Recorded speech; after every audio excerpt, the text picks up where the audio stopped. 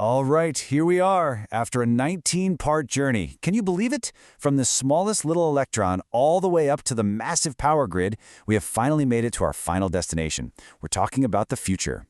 Yep, you heard that right. This is it, the big one, part 20 of our 20-part series from Virtualization Options LLC. It's been quite a ride, hasn't it? From the very basics of the atom all the way to things like Ohm's law, and now we get to tackle the most exciting question of all. What's next? What does the future hold for this incredible force that, let's be honest, runs our entire world? So let's start with the big picture. We're at a really critical moment in history. I mean, our entire civilization, everything we do, is built on electricity. But the way we've been making that electricity, well, that's put our future at a serious crossroads.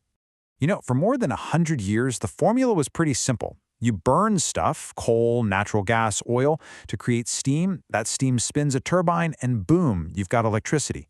It was the engine of progress. But there's a huge catch, right? A really serious consequence. All that burning releases tons and tons of carbon dioxide into our atmosphere. And that, as we now know, is the main thing driving climate change. And this really lays it all out, doesn't it? On one side, you have the old way of doing things, fossil fuels. That means CO2 emissions, climate change, and the fact that they'll eventually run out. But on the other side, that's the future we need. Clean electricity that's renewable, totally sustainable, and has zero emissions. The takeaway here is crystal clear. We have to switch, and we don't have a lot of time to do it. But, okay, here's the good news. This isn't just some big, scary challenge. It's actually a revolution that's already happening. The technology, and maybe even more importantly, the economics of energy, are going through this massive, once-in-a-generation kind of shift. Just look at that number. 90%. That is absolutely wild. That's how much the cost of solar panels and wind turbines has literally dropped in just the last decade. We're not talking about a slow, gradual change here. This is a breathtaking, game-changing collapse in price that has totally redrawn the map for energy. And because of that 90% drop, we get to say something that would have sounded like science fiction just a few years ago.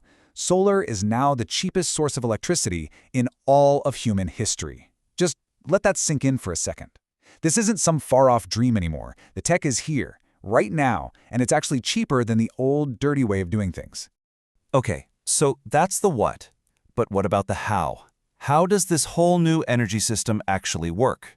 What are the key pieces of tech that are making this revolution happen? Let's take a look at the toolkit for the future. It really comes down to four main things. You've got your generation, right? Solar and wind power. Obvious. But what do you do when the sun goes down or the wind stops blowing? That's pillar number 3, energy storage. And then the brains of the whole operation, the thing that ties it all together, that's the smart grid. And this is how it all connects to create this brand new energy ecosystem. So step 1 is generation. You've got your solar panels and wind turbines capturing all that clean energy. Step 2 is storage. Any extra power that's generated gets saved up in these huge grid-scale batteries for later. And finally, step 3, management. This is where the smart grid comes in, acting like the brain of the system, constantly balancing everything to make sure the power's always on and nothing gets wasted. So what the heck is a smart grid anyway? It's way more than just new power lines. Think of it like this. The old grid was a one-way street, but a smart grid is a digital, intelligent network. It's using sensors, AI, two-way communication. It can predict when we'll need more power and automatically move it around to prevent blackouts. It connects everything from a gigantic wind farm all the way down to the EV charging in your garage. It's kind of like the central nervous system for our modern energy world. Okay, this all sounds huge and global, and it is, but what does it actually mean for you, for your daily life? Let's bring this right down to the ground level and talk about how this whole transition is going to change the way we all live. In a nutshell, it means we're going to electrify, well, pretty much everything. Your car, it's going electric, running on clean power from the grid instead of gas. That old gas furnace in your basement, it's getting replaced with a super efficient heat pump that can both heat and cool your house. Even the really big stuff, like heavy industry, will start running on things like green hydrogen, which is basically a way to bottle up clean electricity and use it as fuel. So as we get ready to wrap this up, and not just this explainer, but our entire 20-part journey together, I want to leave you with one last really important thought. And it's this. Everything we've covered, all the way from the atom to the smart grid, isn't just interesting science anymore. It's become practical, essential, must-have knowledge for living in the 21st century. Seriously. Being able to make smart choices about your home, the car you drive, even about your community. It's all going to hinge on understanding these basic principles. So, after 20 parts, you did it. You've journeyed through and you've learned the fundamentals of this invisible force that literally underpins our entire civilization.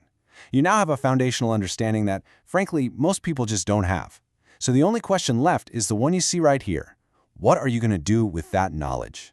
Thanks so much for joining me on this incredible journey, and as always, stay curious.